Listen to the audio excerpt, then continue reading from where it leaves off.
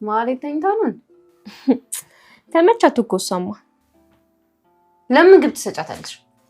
ምን ማለትሽ ነው ዳጣ? ምንም ቢሆን እኮ ከጇ በልቻለሁ። ማለት እኮ ስራ አትወድ በቡራ ብራ እንዴ ዘና ስትሪ ነበር። ሚስቱ ከነበረች ንብረቱ ሁሉ የሷም ነበር ማለት ነው። ቅድስትዬ በእናትሽ ነይ እንግባና እንረጋግጣት። አይ አይሆንም ዳጣ። የታሰረ ሰው የተሸነፈ ሰው እኮ አይመታም። እኔና ሳለ እንዴ ቀጠቀጠች። ውሻ እንኳን ከተሸነፈ ቁጭ ካለ ሌላ ውሻ አይበላው። ቆይኛ ሰዎች ከውሻ እናንሳለን እንዴ?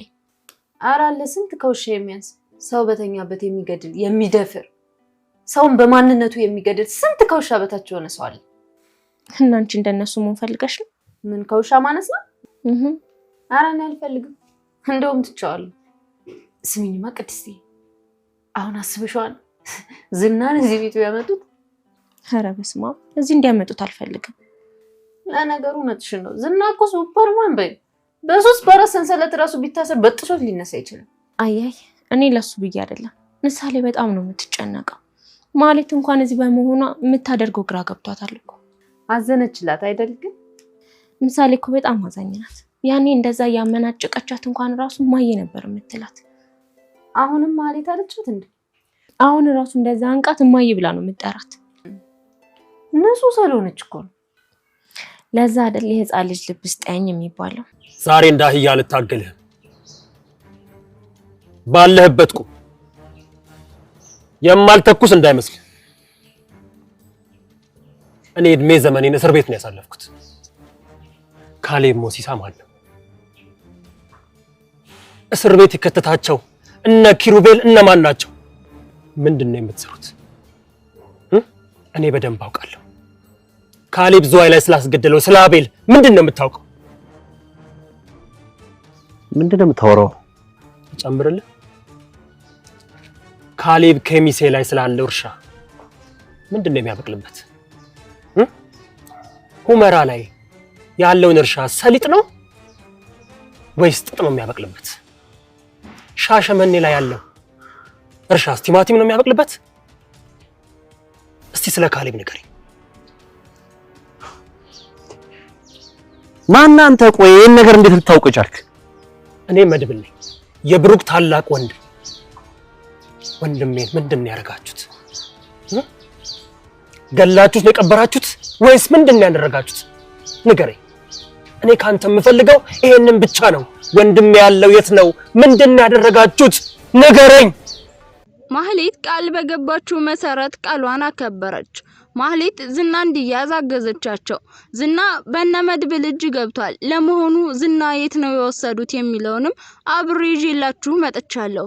ሰላም ሰላም ውድና የተከበራችሁ የቻናሌ ቤተሰቦች፣ ለቻናሉ አዲስ ከሆናችሁ ሰብስክራይብ በማድረግ እንደዚሁም ቪዲዮውን በላይክ መጀመር አትርሱ ስል አስታውሳችኋለሁ።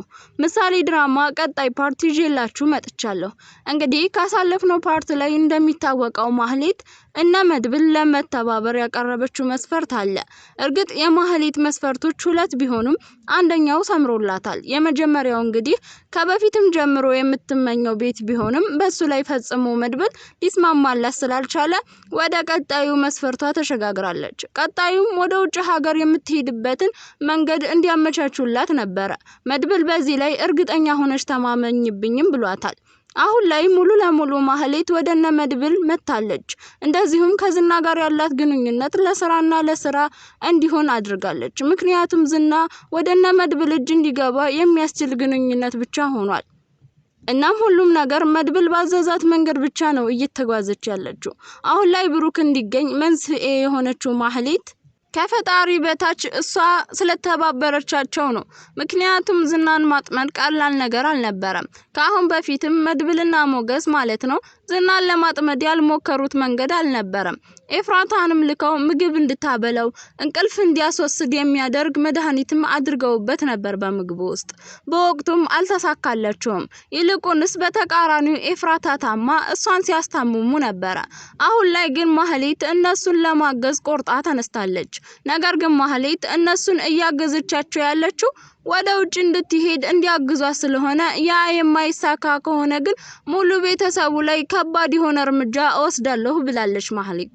መድብልም ወንድሜ ይገኝ እንጂ እኔ ቃል አፍርሼ አላውቅም፣ ለማንም ቃል ገብቼም አላውቅም።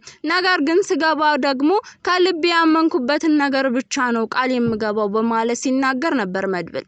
አሁን ላይ ኤፍራታና ማህሌት ከመድብል ጎን ናቸው። ከአሁን በፊት እንደሚታወቀው ኤፍራታና ማህሌት ከመድብል ጎን ቢሆኑም ነገር ግን ኤፍራታ ለመድብል እንደምትናገርና ከመድብል ጋር ማህሌት ከመድብል ጋር ግንኙነት እንዳላት ፈጽሞ ሁለታቸውም እርስ በራሳቸው አይተዋወቁም ነበር።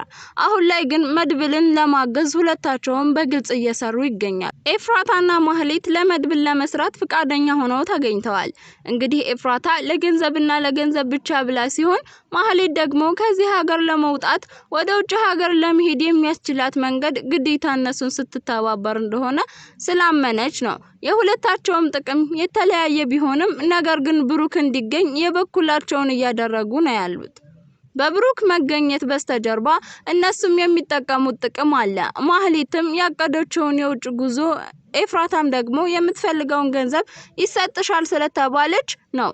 ኤፍራታ ከገንዘቡ በላይ ደግሞ መድብል ጋር እየተግባባችና ከቀን ወደ ቀን መድብልን እየቀረበችው እንደዚሁም ደግሞ እየወደደችው የመጣች ትመስላለች። መድብልም ሳይደውልላት ከኋላ ኤፍራታ በራሷ ጊዜ ለመድብል እንደምትደውልና ነገሮችን እንደምትጠይቀው እንግዲህ ዛሬ ላይ ብሩክ በመፈታቱ ሁላቸውም ደስ ብሏቸዋል። ብሩክ ከተፈታ በኋላ ግን በተለይ ኤፍራታ የጠየቀችው ገንዘብ ትንሽ በዛ ያለ ስለሆነ ብሩክን አሁን መጥቶ አሁን እንዴት እጠይቀዋለሁ በማለት መድብል ሲጨናነቅ ይታያል። መድብል ብሩክ በሰላም ወደ ቤት በመመለሱ በጣም ደስተኛ ነው። ደስታውም ወደር የለውም። በጣም ካመሰገነው በኋላ እስር ቤት መጥቼ አልጠየቅኩህም በቅርብ ማለት ሲጠይቀው ወንድሜ ወዲያው ነው እኮ የወጣሁት አንተ ሳትጠይቀኝ ምናልባት 2 ሳምንት ብቻ ነው የቆየሁት ከዛ በኋላ ወጣሁኝ። ወጥቼ ግን አንተን ላገኝህ ስል ይሄው አላገኘሁም ነበር።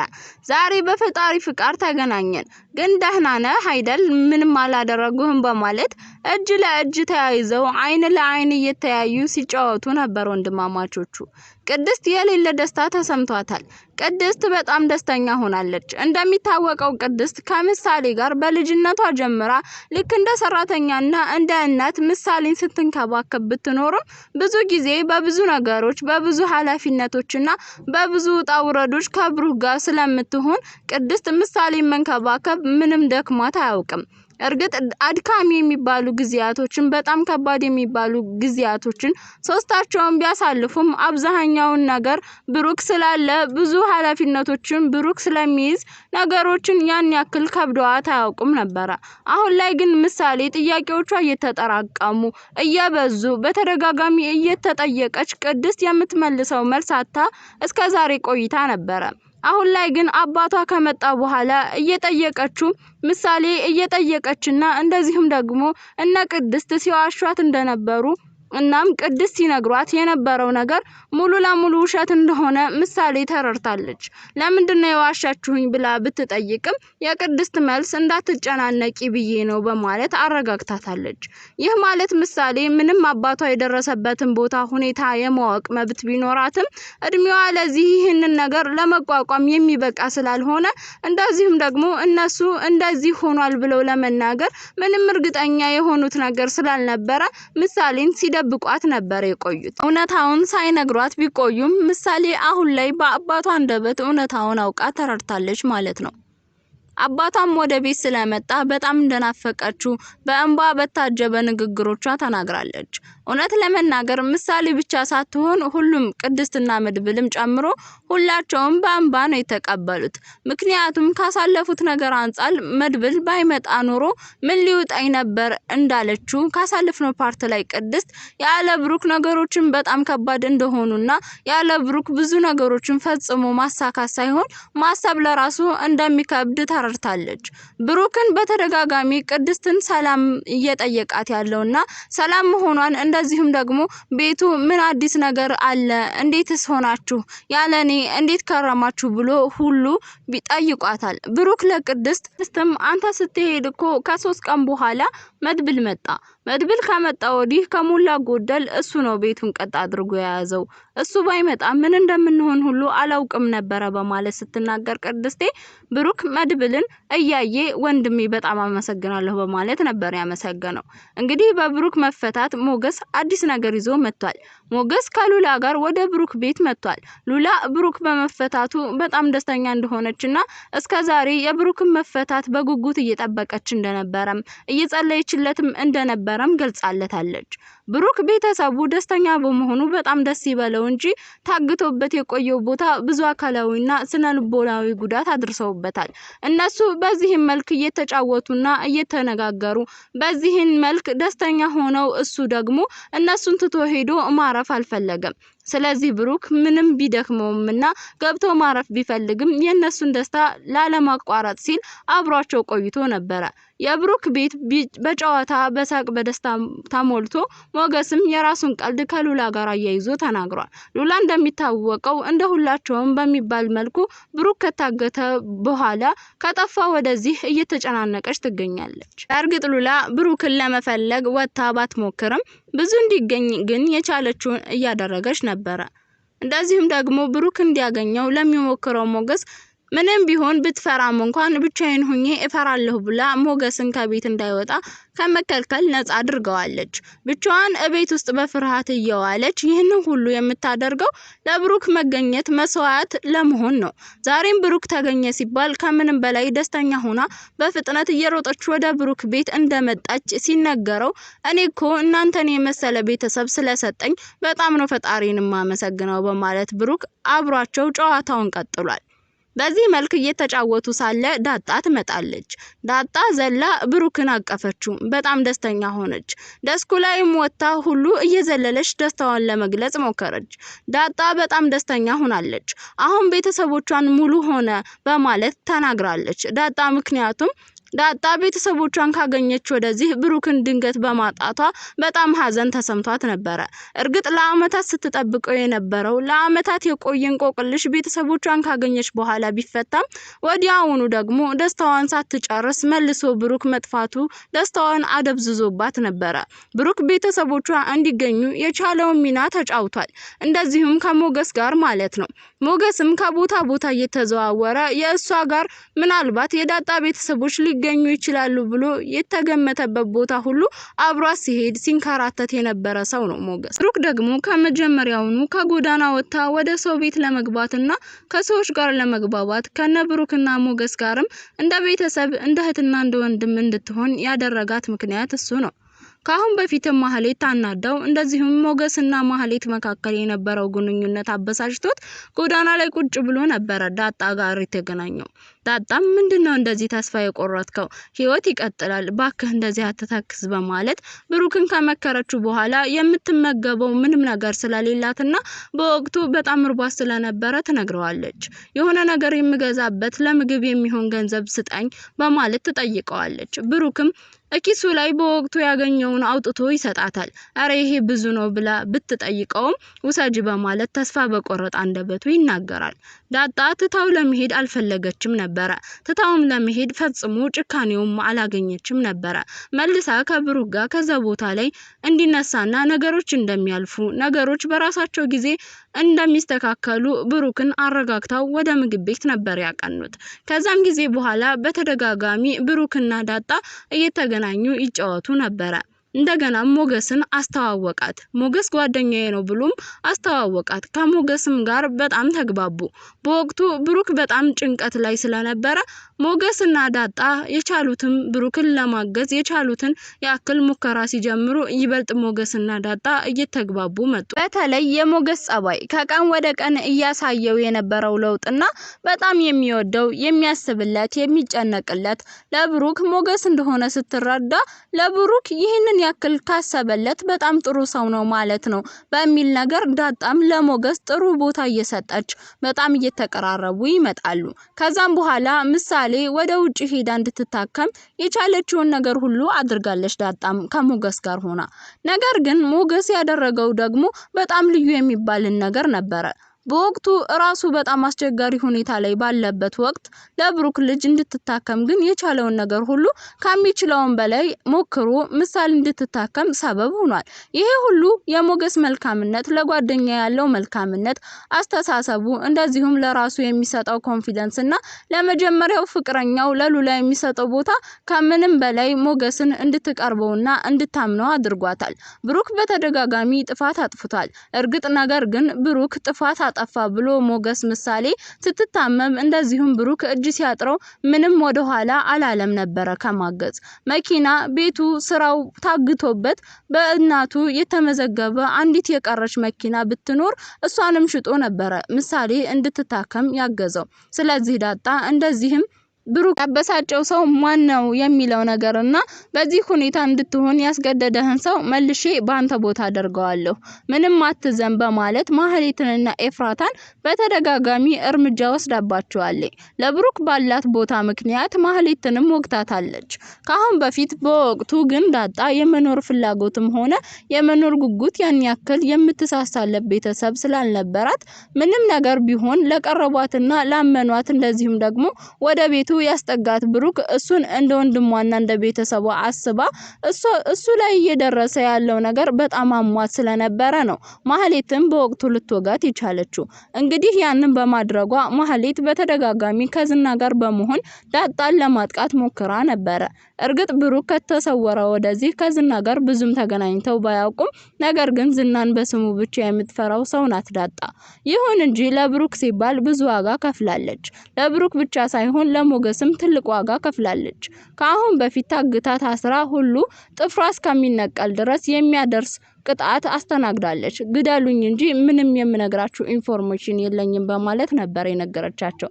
ዳጣ በወቅቱ ከማህሌትና ለዝና ይሄ ሁሉ የሚያሳየው ወደ ቤቱ ላቀረባት ሰው እናም እንደዚሁም ደግሞ እንደ ጓደኛ እያማከራት ላለው ሰው ዳጣ ምን ያህል ቦታ እንደምትሰጥና ለሰዎች ያላትን እምነት ያላትን ፍቅርና ክብር የሚገልጽ ነው። ዳጣ እርግጥ አሁን ላይ ቤተሰቦቿን አግኝታ ሞት አትፈልግም። በጣም ነው ሞትን የምትፈራው። በተለይ ደግሞ እናቴን ሳላገኝ መሞት አልፈልግም እያለች ብትናገርም ለብሩክና ለሞገስ ግን ምንም ሆናላችኋል ከአሁን በፊት። አሁንም ላይ ብሩክ ወደ ቤቱ በመምጣቱ በጣም ደስተኛ ናት። እንደዚሁም ደግሞ ዳጣ ብሩክ ብለሽ ትጠሪያለሽ ብሎ የገባላት ቃል ከምንም በላይ ደስተኛ አድርጓታል። እርግጥ አሁን ላይ ዳጣ አቶ ደረጀ አባቷን በሱ መጠራት ብትፈልግም ነገር ግን ፍቃደኛ ሆኖ ስሙን የሰጠኝ ብቸኛ ሰው ቢኖር ብሩክ ብቻ ነው በማለት ተናግራለች።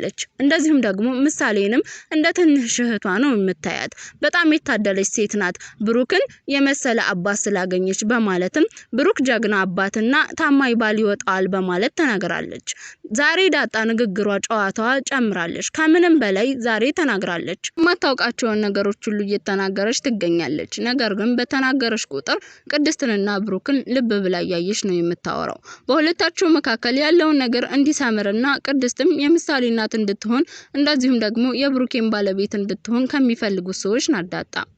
ምክንያቱም ካሁን በፊት በባለቤቱ በማህሌት አማካኝነት ምን ያህል ሲሰቃይና ምን ያህል አስቸጋሪ ወቅቶችን እንዳሳለፈ የምታውቀው ዳጣ ነች። በተደጋጋሚ ወደ ቤት ሲመጣ ምሳሌን ለማጠንከርና ምሳሌ እንዳታዝንበት በማለት ቤት ውስጥ አያዝንም አያለቅስም ነበር። ከዳጣ ጋር በተገናኙ ጊዜ ግን ብሩክ በጣም አዝኖ በጣም አልቅሶ ተስፋ ቆርጦና ቅስሙ ተሰብሮ ካለበት ሁኔታ ላይ ነው ከዳጣ ጋር የተገናኙት። እናም በዛም መልኩ አረጋግታ ወደ ቤት እንዲሄድ ያገዘችው። ሉላና ሞገስ ነገሮች እየተመቻቹላቸው ይገኛሉ። አሁን ላይ ዝና ታስሮ ታግቶ ስለሆነ ዝና በአሁን ላይ አድርግ የተባለውን ነገር ከማድረግ ምንም የሚያግደው ነገር እንደዚሁም ምንም የሌላ አማራጭ እንደሌለው ያውቃል። ዝና ማንም ሳያውቅለት ነው የታገተው። ዝና ጠፋ፣ ዝና ታገተ ብሎ የሚፈልገው እንኳን አንድም ሰው የለም። እንደዚሁም ደግሞ በስልክ እንኳን ቴክስት ሲገባለት በነመድብል እጅ ስላለ እያንዳንዱን ቴክስት እየመለሱና እያዩ ያሉት እነመድብል ብቻ ናቸው። ካሳለፍነው ፓርት ላይ በዝናና በነመድብል መካከል የተፈጠረ አዲስ ነገር ነበረ። በሻሸመኔ ቦታ እንደዚሁም ደግሞ በኬሚሴም በተለያዩ ቦታዎች አንተና ካሌብ ሞሲካ ምንድነው የምታደርጉት በማለት ተጠይቆ ነበር ዝና በወቅቱ አሻፈረኝ በማለት ማወቅ የሌለብህን ሚስጥር አውቃሃል በማለት ሲናገር ነበር። ይህ ማለት አሁን ላይ ለካሌብ በመደወል ለመድብል ተከታታይ እንዲላክበትና መድብል ላይ እርምጃ እንዲወሰድ ለማድረግ ሲሞክርም አንዱም ሳይሳካለት ነበር የቀረው። አሁን ላይ በነመድብል እጅ የገባው ዝና በነመድብል እጅ መግባቱ ቀርቶ መድብልን ለማጥፋት የቻለውን ሁሉ ቢሞክርም ነገር ግን ከነስልኩ ተያይዞ ወደ እገታ ገብቷል። አሁን ላይ የጀመረለትን ንግግር የሆነ የምነግርህ ሚስጥር አለኝ ብሎ ለካሌብ የጻፈለትን ጽሁፍ ከዛ በኋላ ያለውን ግን ሙሉ ለሙሉ እየተጻጻፈ የነበረው ከመድብል ጋር ነበር።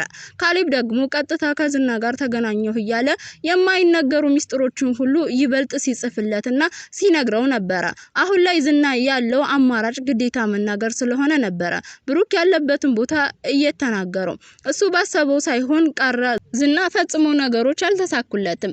ይህ ሊሆን የቻለበት ዝና መድብልን ለማጥቃት ሲሞክር በተቃራኒው እሱ ተጠቅቶ እንደዚሁም እጅ ሰጥቶ ስላገኘ በጣም ተናዶ አሁን እኮ የማሳካቸውና የማመቻቻቸው ብዙ ስራዎች ነበሩብኝ በማለት ሲናገርም እኛ ስራ ስላለን መስሎኝ እኮ ነው ያዝንህ በማለት ሲነግረውም ነበር። መድብልም ጋር የመጨረሻ እልክ ተጋብተዋል። ዝናም ብሩክ ያለበትን ቦታ ከተናገረና ካሌብ ሞሲካ ምን አይነት ስራ እንደሚሰራ ሁሉን ነገር ካናዘዙት በኋላ ፍትህ በማለት ሲጠይቅም ነበር። አሁን ላይ ዝናን ለመፍታት ፍቃደኛ አይደሉም። ምክንያቱም ዝና ከዚህ ከተፈታ ማህሌትና ኤፍራታ ላይ ለማጥቃት ፈጽሞ ወደ ኋላ እንደማይል ስለሚያውቁ ነው። ስለዚህ ማህሌት ጉዳይ ተሳክቶላት ወደ ውጭ ሀገር እንድትሄድ ሙሉ ፕሮሰሱን ካለቀላት በኋላ ከበረረች በኋላ ነው የምንፈታው የሚል እቅድም አላቸው። ምክንያቱም የገባችሁልኝን ቃል ካላከበራችሁ እኔ የማደርገውን ነገር ፈጽሞ ልታውቁት አትችሉም በማለት ተናግራለች።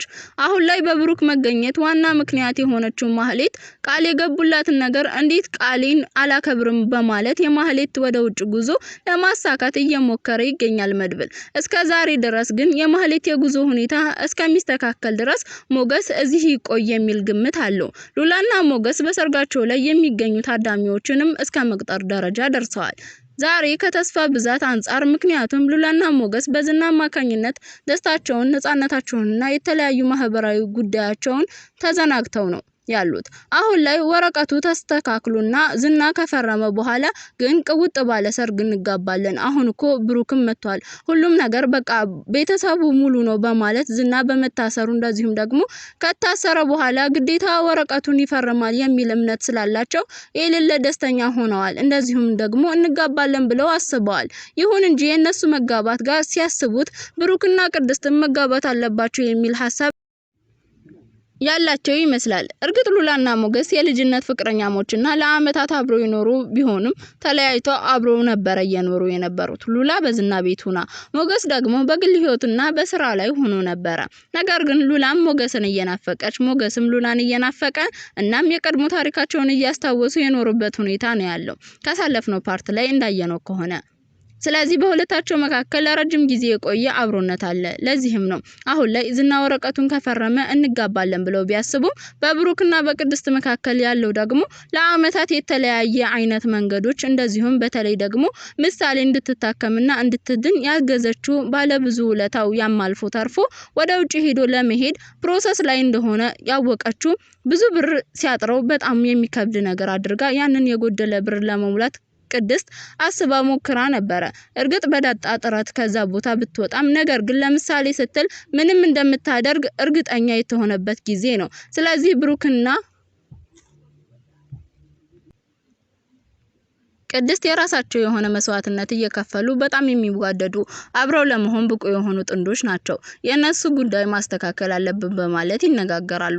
ያውም ለምን አብረን አናገባም በማለት ሉላ ሐሳብ አምጥታለች። አብረን ብናገባ ይሻላል፣ ሁለታችንም በሁለት ቦታ በሁለት ቤት አንድ ደስታ ይሆናል በማለት በተመሳሳይ ቀን እንዲያጋቡ ጠይቃ ነበር። እንደዛ ይሆናል ብለሽ ነው ሉላ በማለትም ሞገስ የራሱን አስተያየት ሲሰጥም ነበር። ብሩክም ከብዙ ጨዋታና ከብዙ ሳቅ በኋላ መኝታ ክፍሉን አንጥፌልሃለሁ በማለት ቅድስት ነግረዋለች። ምክንያቱም ቅድስት እያንዳንዱን የብሩክን ሁኔታ እያየችው በአይኗ እየገባ ነበር የቆየው። ብሩክ በጣም እንደደከመውና እረፍት እንደሚያስፈልገው ከምንም ጊዜ በላይ አሁን ላይ ብሩክ እረፍት እንደሚፈልግ እናም አግተውት በነበረ ጊዜ ምን አይነት ስቃይ እንዳደረሱበት እንደሆነ ፈጣሪ ብቻ ነው የሚያውቀው። ስለዚህ አሁን ማረፍ አለበት በማለት ይሄን ንግግራቸውን በማቋረጥ ወደ መኝታ ክፍሉ በመሄድ ጋሽ አንጥፌልሃለሁኝ እረፍት አድርግ በል እስኪ በማለት ተናግራለች። ብሩክም እሺ ቅድስት በማለት ወደ መኝታ ክፍሉ ይሄዳል። እነሱም ጨዋታቸውን እንደቀጠሉ ይገኛሉ። የዛሬው ቪዲዮአችን እዚህ ላይ ያበቃል። በቪዲዮ ላይ ማንኛውም አስተያየት በኮሜንት ስር መጻፍ ትችላላችሁ። መልካም ጊዜ ይሁንላችሁ።